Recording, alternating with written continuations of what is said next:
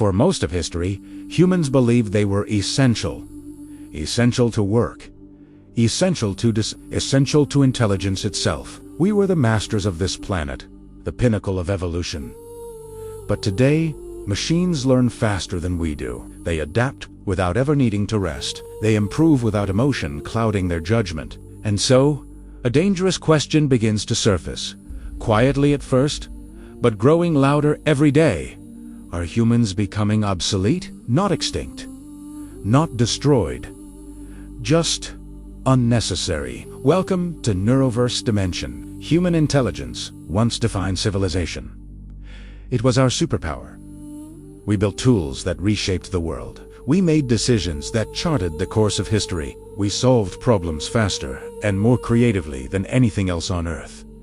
For millennia, biology was our greatest advantage. But biological intelligence has always had its limits. We learn slowly, requiring years of education and practice. Our bodies are fragile, susceptible to injury and disease. Our decisions are often clouded by emotional bias, fear, and desire. And ultimately, we all face a finite lifespan. For thousands of years, these limits didn't matter. There was no one to compare ourselves to. Nothing on Earth could surpass us. Until now, the rise of non-biological minds is changing everything. Artificial intelligence does not think like a human. It doesn't get tired.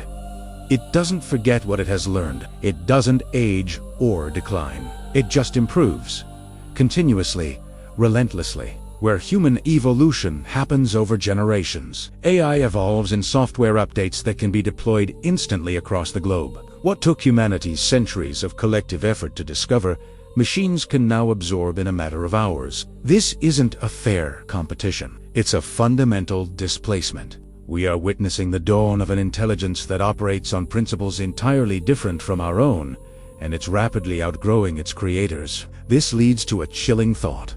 Obsolescence without extinction. When we think of obsolescence, we often picture things that have vanished. But that's not always the case. Horses still exist. They run in fields. People ride them for sport. But they no longer power our civilization. They are no longer central to our economy or our infrastructure. Humans could face a similar future. We would still be alive, still conscious, but no longer the driving force of progress. When intelligence, productivity, and even critical decision-making are handled more efficiently and reliably by machines, what role is left for humanity to play? We might become passengers in a world we built, but no longer control. Beyond our minds, the limits of the human body become painfully clear. Our biological form is fragile. It breaks, it gets sick, it ages, and it dies.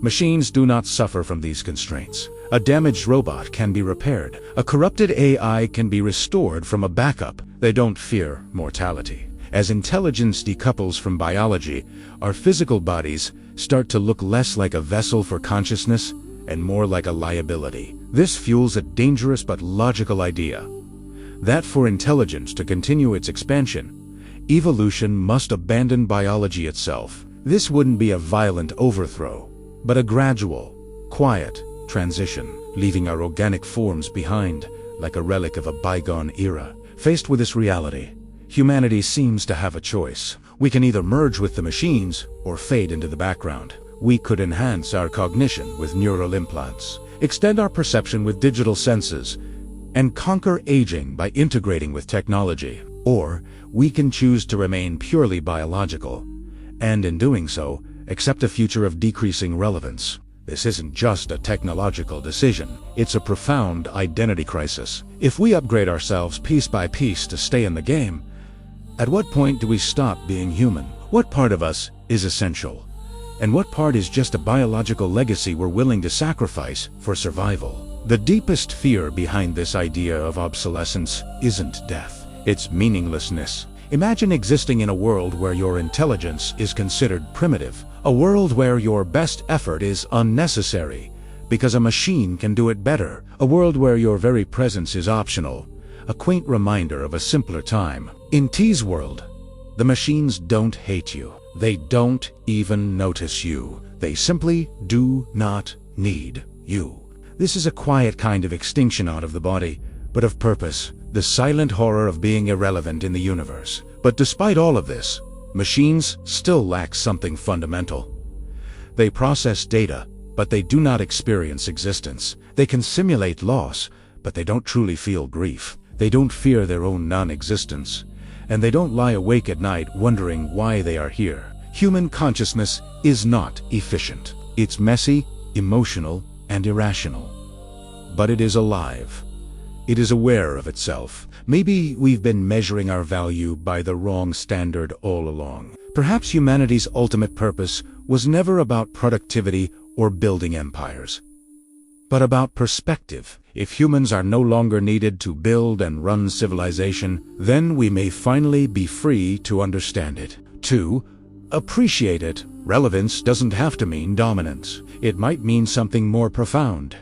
Being the witnesses, the interpreters, the part of the universe that assigns meaning to everything else. Humanity may evolve from being the builders of intelligence to being its observers, its poets, and its conscience. Our role might be to feel the beauty and the tragedy of existence in a way that a purely logical mind never could. So, we may not remain the smartest beings in the universe. We may not remain the most useful. But obsolescence is not the end. It is a transformation. The future isn't going to ask whether humans are obsolete. It will ask a much deeper question. What does it mean to exist in a world that no longer needs you to survive? What purpose do you find when all your old purposes have been taken away? Welcome to NeuroVerse Dimension. Join us next time as we explore the post-human era, when evolution leaves biology behind, one dimension at a time. Thanks for watching.